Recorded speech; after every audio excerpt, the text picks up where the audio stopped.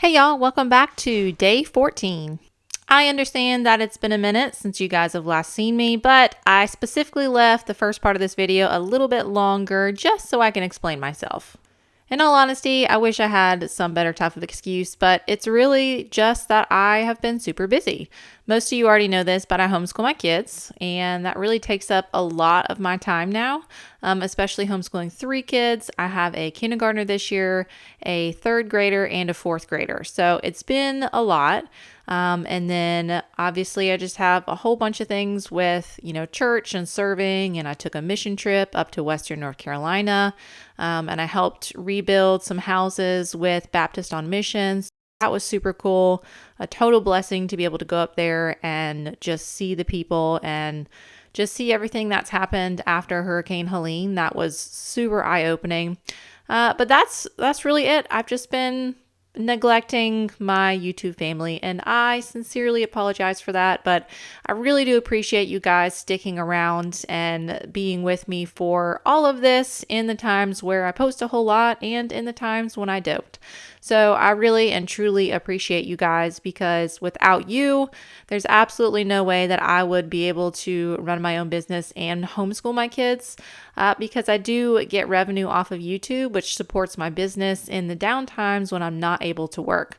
So really, really and truly, I appreciate you guys. Okay, let's get into it and pick up where we left off. So last episode, I started putting in some of the electrical stuff and staining and all that fun stuff. I have all of these doors ready. If you remember correctly, I sanded all these down and now I'm just staining them. I find it a lot easier to stain these with a brush versus like a staining like cloth type of thing. So that's why I'm brushing it on. I don't have any issues with brush strokes or anything like that. So that's just the method that I prefer, but do what you please. This is the same color as the stain that I use for the ceiling. So everything is going to look nice and uniform. I was a little worried that it would be too much, but the black in the trailer really breaks up all of the stain and it looks so phenomenal in the end. And I can't wait for you guys to see that. So while that is drying and curing, I'm going to go ahead and work on some of this trim. This is actually it's like 5mm underlayment. It's the same stuff that I use for the walls and everything else. And I wanted to use the same wood. That way it's the same stain. Okay, well, you guys probably already know this, but different woods stain different colors, and I wanted it to be the same type of wood. That way it would stain the same color, if that makes sense. So sometimes if you stain on a different type of wood, it can be lighter or darker depending on what kind of wood that is. So it's easier for me to just make my own trim and know that it's going to stain the same color than kind of having to take a gamble. So this part in the cabinet right here is actually not going to be stained. It's going to be painted black like the wall right there, or technically it's cracked pepper by Behr. That's the color of the wall. And when I put this on, I needed to, there's some nails that I actually forgot to take out of there. So I'm going to take all of the rest of the nails off so my trim piece fits in, and then I had to trim one of the trim pieces that was already in the wall that joins the 2 wall seams together. So I did that and it fit perfectly, and I just stapled it in there. Now this is the front where the door is. I'm going to start with the trim on the front and kind of go along the wall that leads into the bathroom. And parts like this is where I really love this electric nail gun. This is my Linknall nail gun. I know you guys have heard me talk about this before, but it's literally just battery operated and it works phenomenally for just little pieces of trim like this. So I don't have to get my big air gun out with my air compressor, which is fine. It's just more hose to kind of put back at the end of the day. So anyway, moving right along, I'm actually going to end up staining all of this, and you'll see that in probably the next couple episodes. I'm not going to do it just yet, just because I'm going to get all of the trim up before I stain it all. And a little bit of trim left in the cabinet there. Now I'm going to go ahead and start building the support for this couch. I actually I measured how big I needed a couch, and I found a couch that would fit that I really liked, but there's no base to it, obviously. I can't just plop a normal couch in here. Because the water tank and the furnace is there, I have to build a support for the couch to sit on. And when I do that, it almost has to be like a futon couch because any other couch, the base is too tall. And I've done it in the past where I've cut the base off and just kind of left the actual couch part. But this really does work a lot better if you find something that's similar to a futon, that's comfortable and durable. So this is what I ended up picking. It's kind of like a caramel color, and it works really well with the black and the stain color. And so you'll get to see all of this eventually put together. This is not a pull-out or a jackknife sofa, and that's because one, there's not enough room to pull it out because it's a very small trailer, and two, it's just not doable with the water tank and the furnace underneath it.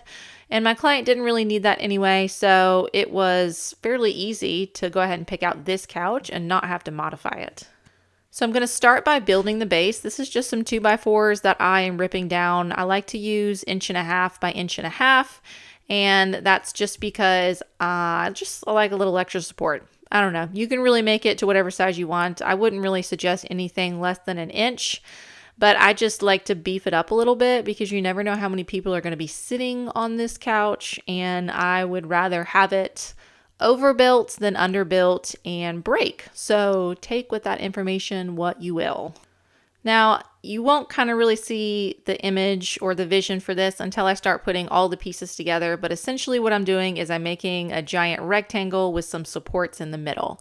I like to cut all of my pieces first and then assemble versus cutting them one by one. I just find that my measurements are more accurate if I cut them all at the same time, and then I can just assemble it. So I have 2 long pieces and then probably 6 shorter pieces that are going to go on the sides and in the middle. And obviously nothing super crazy about this. It's just cutting wood and making sure that they're all the same. All right, now that my pieces are cut out, I'm going to go ahead and lay them out for how they're supposed to be. Now, when I join 2x4s together like this after they're ripped, I do highly suggest pilot holes because the wood will split and crack if you don't. And then I just find the structural integrity is compromised once the wood has kind of split in the corners like that. I just don't prefer that, and it's a lot easier just to drill a pilot hole and even get 1 screw in before you come back around and put a second screw in for all of those. And I'm just using 3-inch deck screws for this. I prefer deck screws just because I like them. That's it. I mean, you want to use wood screws. You can use 3-inch wood screws if you like, but this is just my preference, and I use deck screws for most of my framing. Not for any particular reason, just because I like them. So now that we have a giant rectangle, I can start putting in the supports in the middle. And one step that I forgot to tell you about before I put this together, my 2 longer pieces, before I put the shorter pieces on, I actually kind of smush them together and I mark where I want my middle pieces to go. So I mark it and then I use my square to draw a line on both of the long pieces. That way I know where they're supposed to line up. Also, I apologize if you just heard one of my children scream in the background. This is my life and it's fantastic. But you know, sometimes I could do without the yelling and the fighting because boys, they're something else, let me tell you. Okay, so I'm just going to keep screwing all of these pieces in. I do recommend, depending on the size, at least doing 3 supports for the middle, especially since it's a couch and people are going to be sitting on it. Highly suggest, again, beefing it up and just making sure that you do it right the first time and then making everything square before you screw it in, because sometimes if something's off, it will get a little wonky and get out of square. Okay, so now you see what my plan is for this. I have the water tank right there and then the furnace. So this is going to hover over the water tank and the furnace. And I'm going to screw this directly into the framing in that back wall, the framing in the left wall, and the gooseneck part in the front right there. That way I know this is super secure and it's not going anywhere. And then once I have that piece on, I'm going to start adding more pieces around it to kind of build my frame. And right here, I'm just kind of making sure that everything is square and level and not cattywampus and higher on one side and lower on the other. And it's easier just to measure up from the floor. And it's kind of hard sometimes in trailers, especially if the floor isn't completely level. Thankfully, I know this one is because I put it in, and so I know it's level. But if you have a trailer, sometimes the floor can sag and kind of throw your measurements off. So just watch for that. You can always find another vantage point, like maybe the window, but then I've also had the window is maybe not put in straight. So anyway, it's opening a can of worms. Just do your best, find a point and stick with it. So now that I have that all screwed in, I am going to measure how big I need this bottom piece right here. So this is kind of going to be almost like a leg, if you will. And you'll see me build it right here, just another kind of rectangle piece. And I did not put another rectangle piece at the back, and that is because there is a plumbing vent that is actually on the back wall. So there's no way that I can put anything back there, which is why it's so important to screw that initial piece into the framing of the trailer in several points. So I have 3 good contact walls, so I feel very good that I don't need a back support. The front is really, I mean, technically I probably don't need it, but I do want it to go ahead and secure. I have a furnace vent that's going to come out for the heat on the front area. And then I also just need something to attach the plywood onto. And if I'm going to have something there, I might as well beef it up a little bit too, because why not? You know, there's going to be some kid that's going to be sitting on this couch, maybe eventually, and kicking their feet up on it. And what I don't want is for their feet to just go through the front part. So that, you know, might as well. If I'm here, I might as well do it the right way. So you can see my vision for this. It's a tight fit, which I love a good tight fit. Not too tight, but I do like it snug.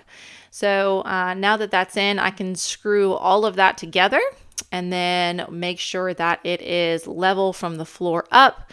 Obviously, you don't want to tilt it out or tilt it in too much. And I'm using a piece of wood and just kind of knocking it in just to make sure that everything's level.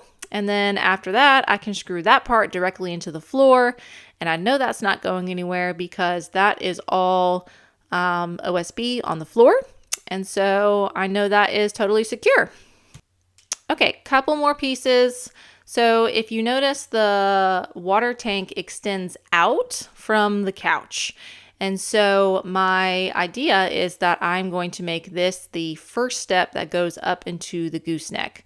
And I personally like a couple steps that go up to the gooseneck. Some clients don't always like more than one step if they have really long legs, but you never know if they're going to sell this trailer and somebody doesn't. So I always like to just have at least 1, maybe 2 steps going up into the gooseneck, and this is the perfect spot for it. And you'll kind of see what I'm going to do with that later on, but it's a good way to hide this tank right here and also making it functional and not ugly and kind of weird.